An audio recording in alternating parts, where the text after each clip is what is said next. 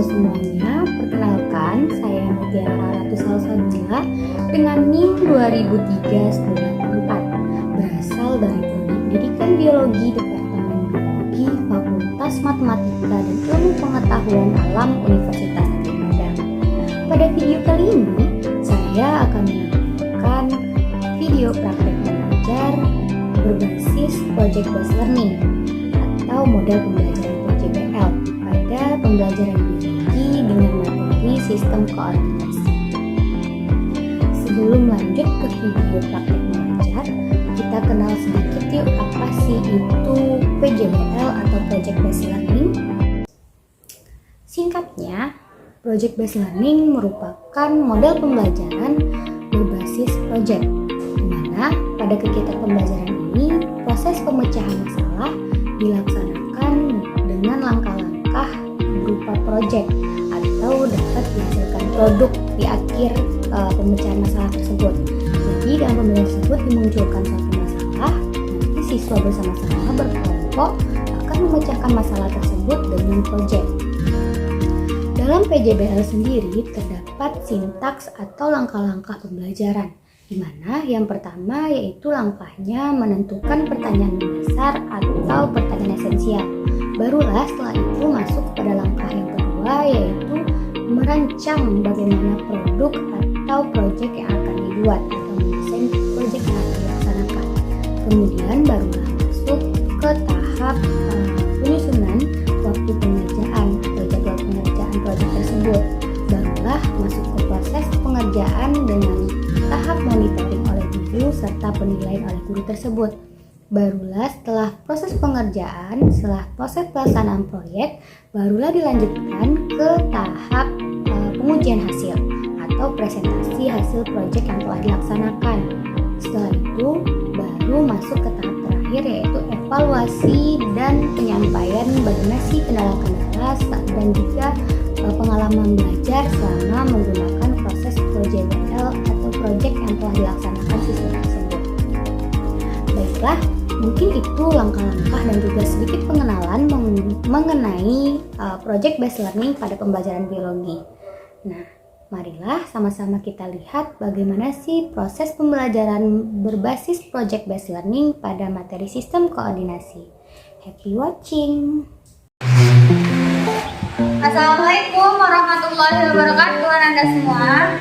Waalaikumsalam warahmatullahi wabarakatuh. Selamat pagi, apa kabarnya? Baik, Bu.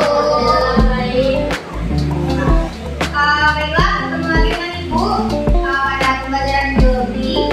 Sebelum kita pembelajaran, kayaknya kita berdoa terlebih dahulu pada yang tadi persilakan doa ya. Baiklah, siap-siap. Sebelum memulai pembelajaran, mari kita berdoa menurut materi masing-masing. Berdoa mulai. Selesai. Baiklah, sebelum pembelajaran, kita lihat dulu di kiri kanannya jika ada sampah, silakan diambil dulu atau rapikan, kondisikan bangunnya agar kita dapat belajar dengan nyaman. Ya, ini agak seru ya. Oke, saya mungkin Intan kehadirannya.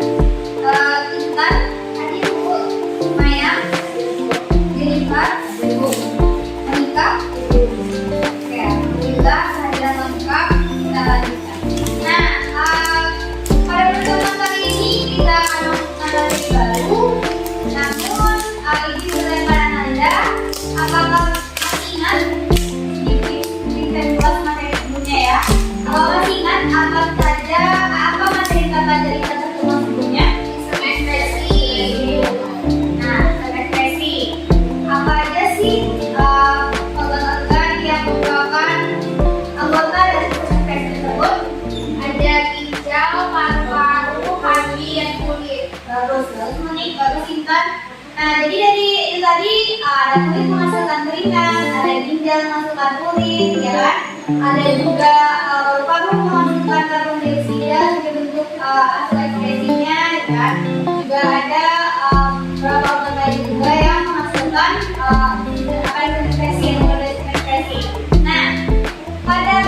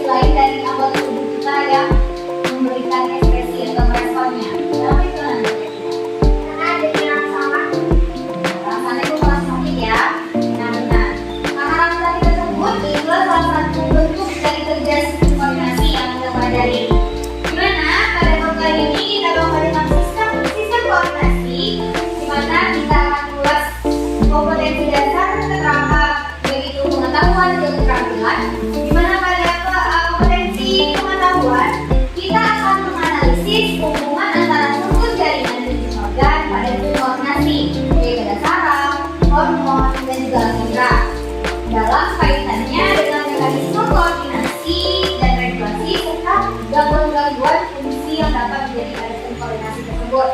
Kemudian, kita juga akan menyajikan hasil analisis untuk kehadiran nanti di akhir pembelajaran, yaitu hasil analisis pengaruh pola hidup terhadap kelainan pada struktur dan fungsi organ sistem koordinasi yang menyebabkan gangguan sistem saraf dan hormon pada manusia berdasarkan studi literatur. Jadi menggunakan internet, menggunakan buku, atau mengalami contoh literatur lainnya.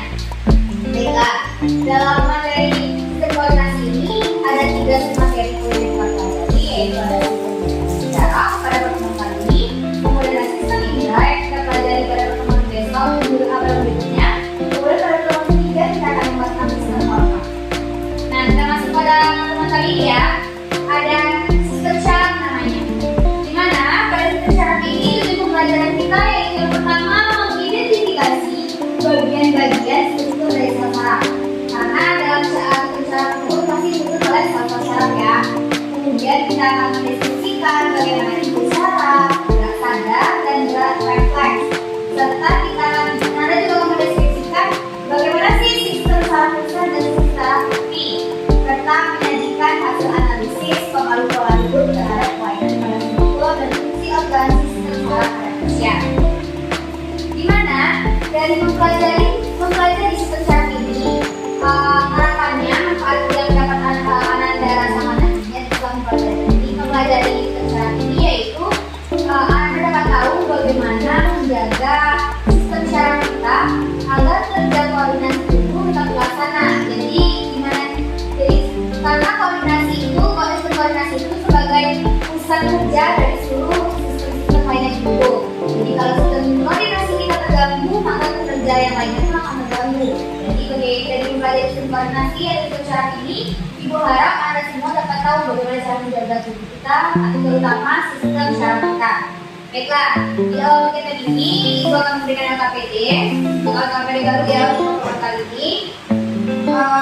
Di sini ada LKPD dan Anda kerjakan terlebih dahulu selama 10 menit pengetahuan awal. Baik, boleh membuka buku dan literatur lainnya. Oke, ini kita bukakan terlebih dahulu. Silakan kerjakan poin 1, 2, 3, dan 6. Itu 3 poin yang akan Anda kerjakan. Silakan kerjakan 10 menit terlebih dahulu. Silakan, selamat bekerja. Baiklah, apa sudah siap? Pentingnya baik.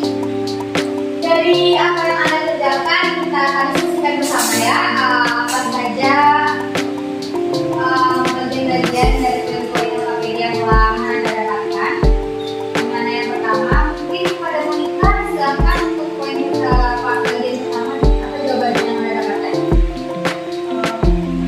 Sistem saraf adalah sistem organ yang berperan menghasilkan mengkoordinasi seluruh aktivitas. Nah, dari pertanyaannya yaitu apa sih yang dimaksud dengan sistem saraf, ya kan? Jadi kita lihat bahwa sistem saraf itu merupakan jaringan kompleks yang memiliki peran penting untuk mengatur setiap kegiatan tubuh dalam tubuh.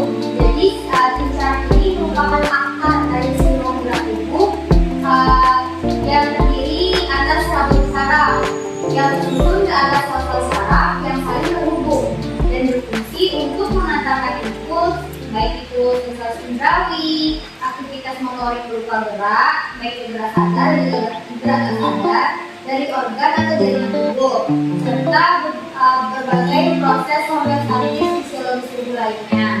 Kemudian, pada sistem saraf ini merupakan jaringan paling rumit dan paling penting karena terdiri dari jutaan sel saraf yang saling berhubung dan vital untuk perkembangan bahasa, pikiran, dan ingatan. Makanya dari kecil saraf ini sudah ada dalam tubuh kita, jadi kebutuhan kita baik itu cara bicara, kemudian kita diatur oleh sistem saraf ini. Satu kerja utama dari sistem saraf adalah neuron atau sel saraf yang diikat oleh glia-glia, sel-sel glia. Nah, kemudian untuk poin selanjutnya kepada Intan mungkin apa aja sih bagian-bagian dari sel saraf yang merupakan sistem kerja utama dari sistem saraf. Yang pertama yaitu ada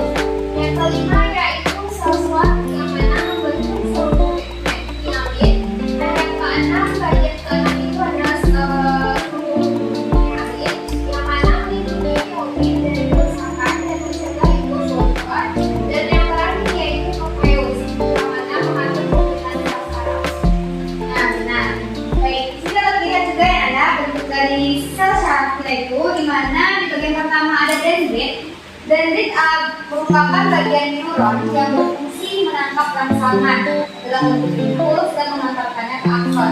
Jadi yang tadi seperti gambar di awal kita lihat, di mana adanya lingkaran tadi, salah satunya merupakan rangsangan dari sebuah tubuh, itu ditangkap oleh dendrit salah sakit tersebut. Kemudian dilanjutkan ada sini ada soma. Soma merupakan bagian dari sel saraf yang berfungsi untuk mengendalikan metabolisme keseluruhan dari neuron. Jadi soma itu disebut dengan badan sel yang mengandung organel yang bertanggung jawab untuk memproduksi energi dan biosintesis molekul organik seperti ini. Jadi soma itu seperti ini semua ya. Nah kemudian ini juga ada non-spheria seperti yang dikatakan Intan tadi, itu bagian dari neurin yang tidak terbungkus oleh seluruh membrane. Jadi ini yang disebut dengan non-spheria. Bagian dari merupakan bagian dari neurin yang tidak terbungkus oleh seluruh membrane.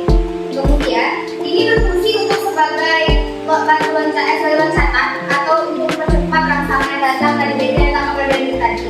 Kemudian ini juga ada sel suan yang merupakan organel sel yang berfungsi untuk membantu untuk sebuah rangsangan, yaitu sebagai penyedia nutrisi yang membantu regenerasi sel saraf. Serta ada struktur membrane yang berupa biru merupakan struktur yang terbentuk oleh sel-sel suan yang bersifat isolator atau isolasi impuls. Jadi sebagai pelindung akson dan pemberi nutrisi untuk neuronnya.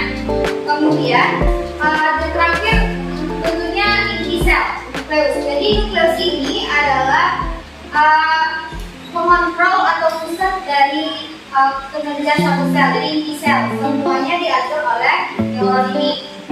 Baiklah. Selanjutnya untuk poin ketiga mungkin kepada Jenny dipersilakan pada Anda yang mendapatkan fungsi dari 3 jenis neuron. Yang pertama itu ada neuron sensorik atau komponen berfungsi untuk meningkatkan impuls dari reseptor ke sistem saraf. Yang kedua ada neuron motorik atau endokrine yang berfungsi untuk meningkatkan impuls dari sistem saraf ke sistem reseptor. Dan terakhir ada neuron molecular atau neuron yang berfungsi untuk menghubungkan neuron sensorik dan neuron motorik. Jadi sel saraf itu ada 3 jenisnya ya, di mana ada sel saraf sensorik, sel saraf motorik, dan sel saraf konektor atau penghubung. Di mana pada sel saraf sensorik ini berfungsi membawa rangsangan atau impuls dari reseptor atau alat indera ke pusat saraf. Pusat saraf itu ada 2, ada pusat saraf pusat berupa otak dan pusat putih berupa ujung belakang. Jadi sel saraf sensorik ini disebut juga sebagai sel saraf aferen yang memiliki bentuk unipolar, jadi bentuk satu.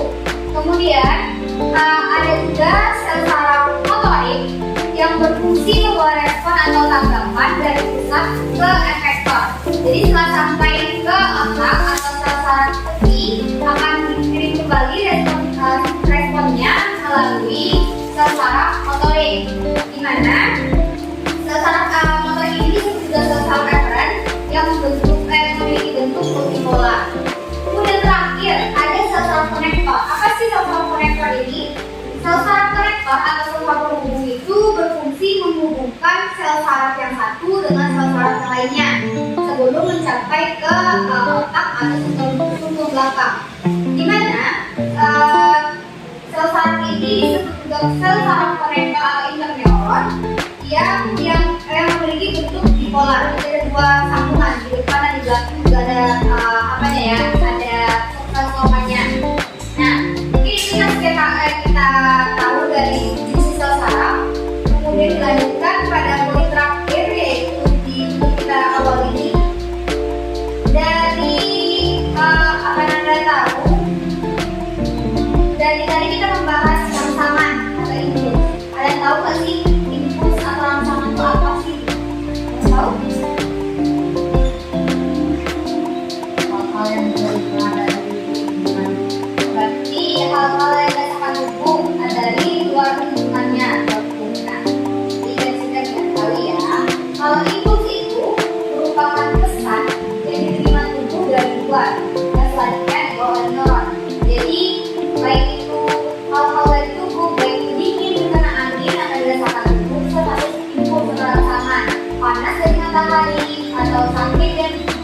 benda tajam itu merupakan input atau rangsangan. Nah di sini pada sistem saraf pusat itu seperti poin 6 ya. Dan dia juga ada yang dihasilkan dari rangsangan tadi dapat berupa gerak misalnya. Jadi ada dalam sistem saraf itu ada dua gerak yang dihasilkan, ada gerak sadar dan ada gerak refleks.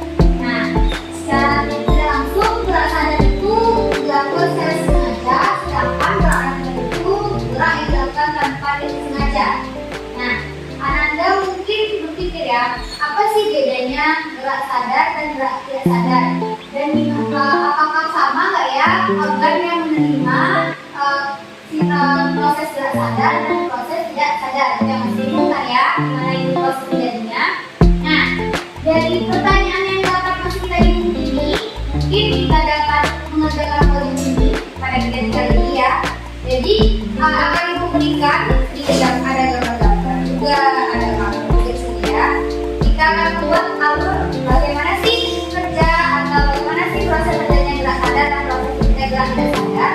Mungkin silakan dulu membagi jadi 4 kelompok, mungkin sama begitu. Anda dari mana boleh? 4. Baik. Silakan duduk posisi kelompok masing-masing.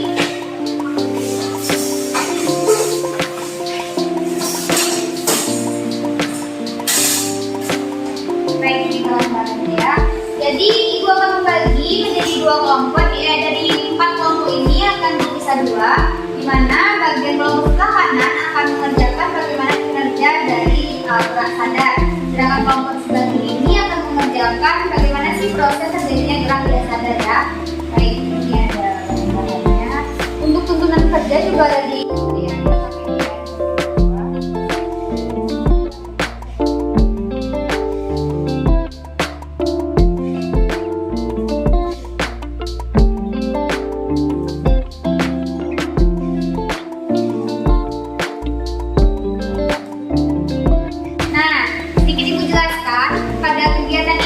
Bahan-bahan yang teredukasi, di mana itu ada bagian organ, ada apa sih bentuk visual saraf.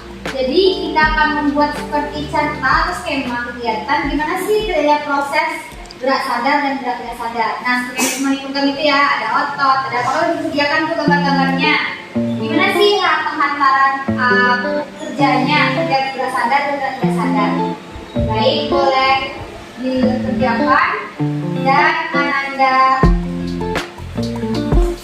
buat ya nanti selama silakan selama 20 menit dulu mengerjakan, nanti ditampilkan ke depan ya.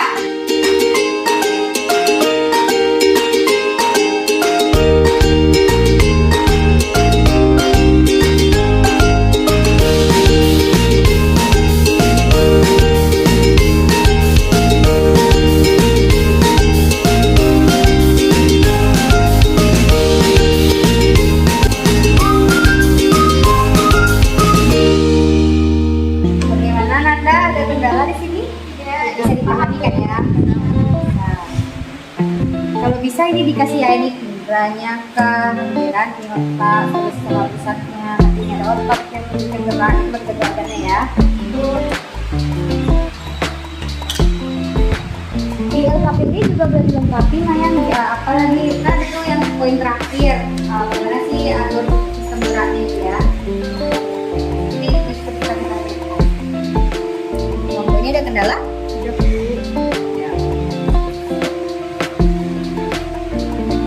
Buat ya alurnya kemana dan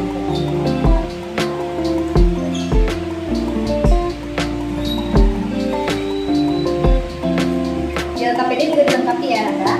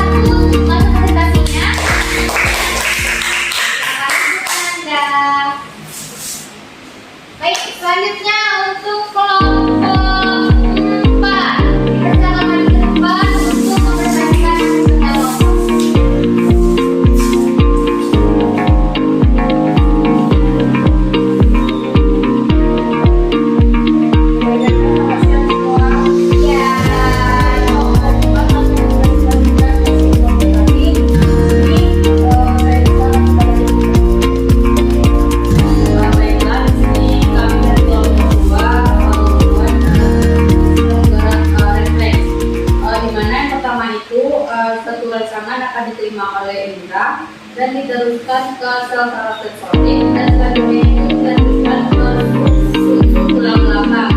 Dari susu tulang belakang itu dilanjutkan ke sel saraf motorik dan kemudian akan terjadi refleks pada otak.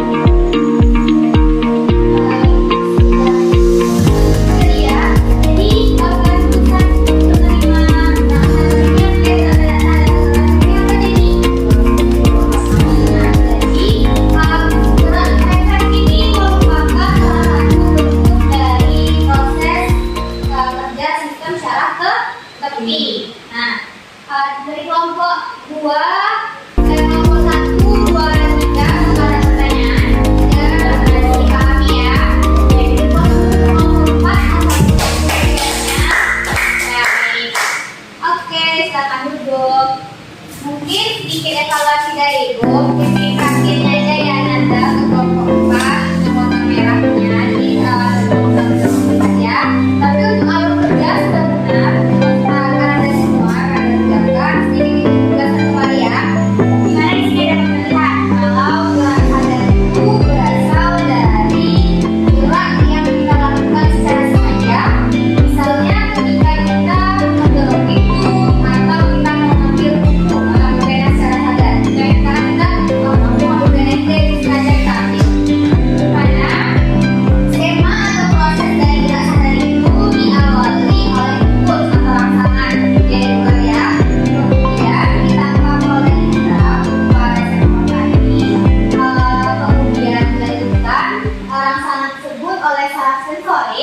Kemudian ditangkap oleh otak dan dicerna atau diartikan oleh otak untuk melakukannya apa selanjutnya. Setelah dapat tangkapan oleh otak, informasi dilanjutkan oleh saraf motorik. Kemudian saraf motorik mengirimkan tangkapan tadi ke efektor semua otot ya, dari hanya dalam kesadaran tadi.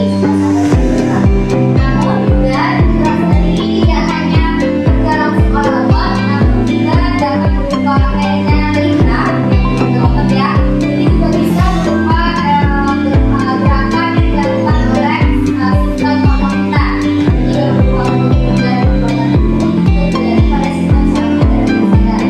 Nah, di sini untuk gerak selanjutnya yaitu ada gerak refleks, di mana pada gerak refleks ini merupakan gerak yang dilakukan secara tidak sadar terjadi ketika contohnya ketika kita lagi jalan tiba-tiba ke paku atau ketika benda tajam atau terkena benda panas, secara tidak langsung kita akan teriak atau mungkin yang lebih kasih langsung mencegah mata rumah sakit. Kita tidak sadar kita melakukan ya kan. Nah, hal itu yang merupakan contoh dari refleks dan tidak sadar kita melakukannya. Alur dari refleks tidak sadar ini yaitu berupa impuls, yaitu yang ketika kita terkena benda tajam atau oleh indera, misalnya kita terkait dengan impuls sampai ke sel saraf sensorik, kemudian bukan ke otak lagi disampaikan, tapi ke sistem belakang karena sel belakang itu suka menggunakan efektor efeknya. Jadi disampaikan oleh saraf motorik dan dilanjutkan oleh efektor berupa gerakan yang tidak terkejut, kita melompat, kita menangis, kemudian ke mata tadi ya, di contoh yang misalkan tadi. Nah, dari itu mungkin bisa dipahami ya, dari mana sih datangnya gerak sadar, dari mana sih datangnya tidak sadar ya. Nah, sedikit berdasarkan poin terakhir pada ini yaitu adanya gangguan-gangguan suara. Karena di awal tadi sedikit menyinggung manfaat kita mempelajari sistem indikasi saraf ini yaitu kita menjaga ketika sistem saraf kita akan menjadi gangguan berikut. Di sini disampaikan beberapa contoh dari gangguan saraf, yaitu ada meningitis, dengan meningitis itu merupakan ada saraf otak. Jadi terutama terjadi pada bayi atau anak-anak. Karena pada saraf otak ini mungkin disebabkan oleh infeksi virus atau bakteri. Namun akibatnya berupa penyakit yang infeksi seperti alergi obat atau sarkoidosis, ini tidak terlalu terlihat pada saraf otak ini. Kemudian mungkin adalah awal kalian seperti kita ada multiple sclerosis, ada epilepsi, ada Bell's palsy. Seperti digambarkan tadi mengenai beberapa gangguan saraf ini. Jadi ini merupakan salah satu kerjaan dan tugas yang berkelompok tadi untuk pembelajaran di luar kelas. Silakan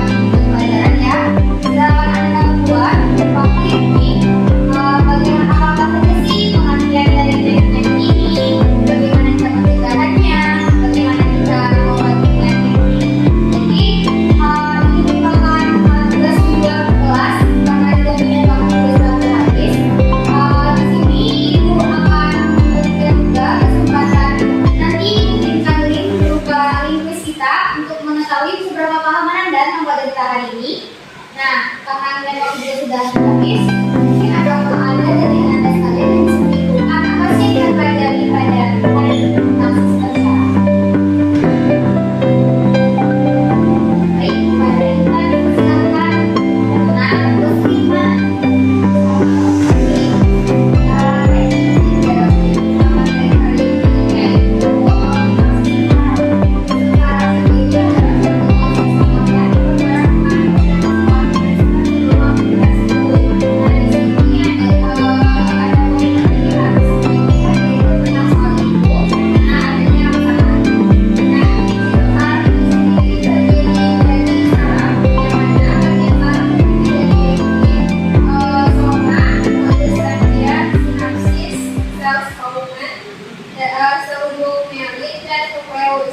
Nah, untuk fungsi dan kerja itu menerima pasangan sekaligus dan sopan mengendalikan metabolisme keseluruhan dari hewan.